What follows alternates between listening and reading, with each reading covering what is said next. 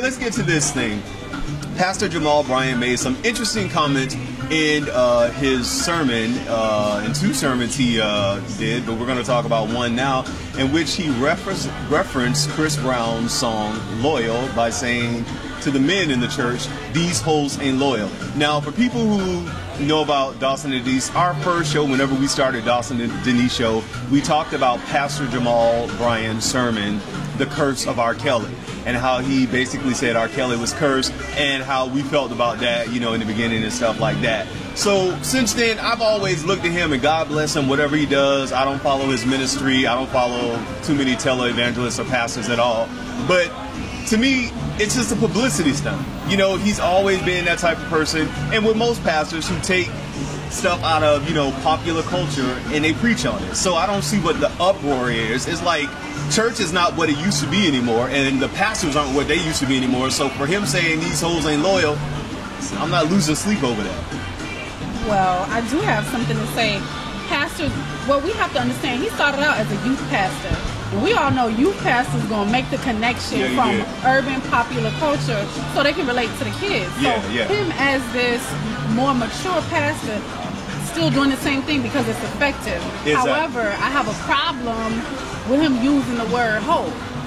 We could use other words to describe a scenario, to make a wonderful example of an analogy, but to use that word was kind of like, was that the best tasteful word to use at that time? Because you could say, "These niggas can't hold me back" in a biblical context, talking about the devil holding you back, but talking about Jesus resurrected from the grave out the 3rd day. These devils can't hold me back. Seriously, same thing. Or saying these motherfuckers can't hold me back. Exactly. But it's like, okay, what are we doing and where are we at? And what is the true message that I want to convey?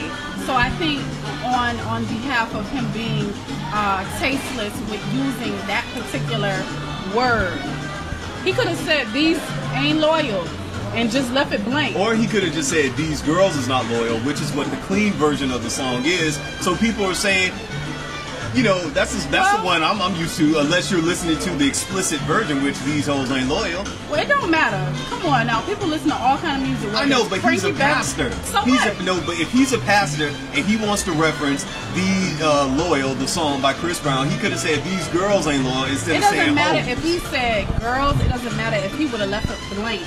He would have made his point, is what I'm saying. So, but really, you're hung up on the whole thing because I used, back in the day when I did go to church, I was a part of this thing, and we did stuff like in spoken word, and we were going to use the term "nigga" in one of our things on, you know, Black American history or whatever. And they told us no, people in the church would get offended from saying "nigga," but it's like they say that all the time. This is but true. It's like the churches, especially the black church, they're a little more conservative, even though they don't act like it. Listen, all I'm saying is, I'm more interested.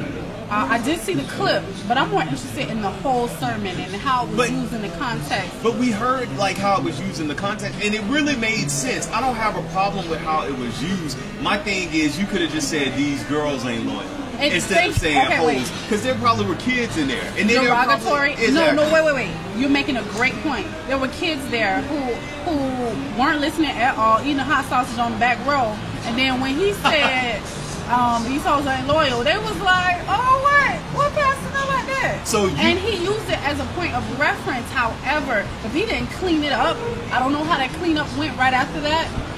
Like someone said on the Huffington Post, he took the risk of hurting someone's translation of it. Exactly. And them really understanding what he was trying to say. Exactly. But here's the thing. Could he have been talking about himself? Because people have talked about on Facebook, have talked about on Twitter. Well, your whole one loyal, the one you cheated on your wife with. I mean, come on, y'all. Damn it, let's be real. These people cheat, they lie, they steal our money, and black women are up in these churches. I'm sorry, I'm loud and I'm out here in this place. But black women are up in these churches. "Oh, my pastor. Oh, that's my pastor." And then you come home to your boyfriend, your husband, and you want him to be just like the pastor and wonder why he don't go to church. And we're going to get on him about that, but go ahead. Oops, somebody touched the button. Go ahead. So let's make light of what Dawson said. The white people, I ain't trying to scam, but all I'm saying is that Dawson made reference to Jamal being unfaithful to his wife, at some point in time, like many men are. But I mean, oh, say Lord, did she tell him? Oh like, gosh, which hole did he get?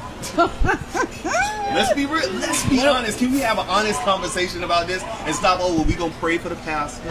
That's no, we're not making excuses. We're not making excuses at all. Oh shit. We're not making excuses for what was taking place at all. All I want to do is just bring light to the fact that things do happen, and we need to understand that pastors are people.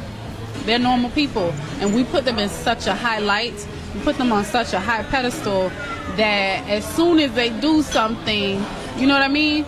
It's the whole world is crumbling down. Or whenever they do something, that's the whole world. Exactly. And so that's a problem in itself. When you're giving this person in the community so much power over you. Exactly. So, but you know what? I say, Pastor Jamal Bryant, you know what? The church didn't give a damn about the Eddie Long situation of them boys who were allegedly molested by him. So go ahead, say the hoes ain't Lord. The church, they don't care anyway. Well, that's a whole nother side of the leaf. They don't care. And the black church, you can do anything, nobody cares. You can say anything, nobody cares. You can molest their children, agree. Nobody cares. I agree. So say them hoes ain't Lord, say them bitches ain't Lord. Do what you do, man. Big ups to you. I send my tithes in the mail, all right?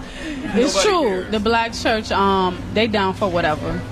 And it's about time that we stand up and say, this is a sacred place. This is a sacred communion area for us. This is something that should be revered and should be honored.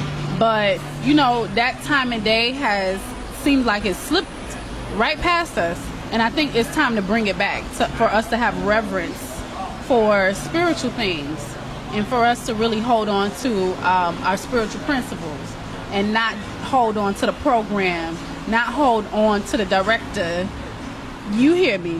Amen. So I think we definitely need to take a step back and reflect on us individually so that we can reflect on the church as a group and decide some bylaws, decide some rules and regulations. We not having this or we having that. Start writing your own books and just change the game. I said it. Write your own books and change the game and figure out what's important for you and quit worrying about or complaining about any and everything. Take charge. The mothers and fathers, church should be at your house first. Yep. That should be the spiritual sanctuary first. So when your kids go out, they already know how to identify bullshit, right? They already know how to identify something that's outside of the parameters that you guys set up.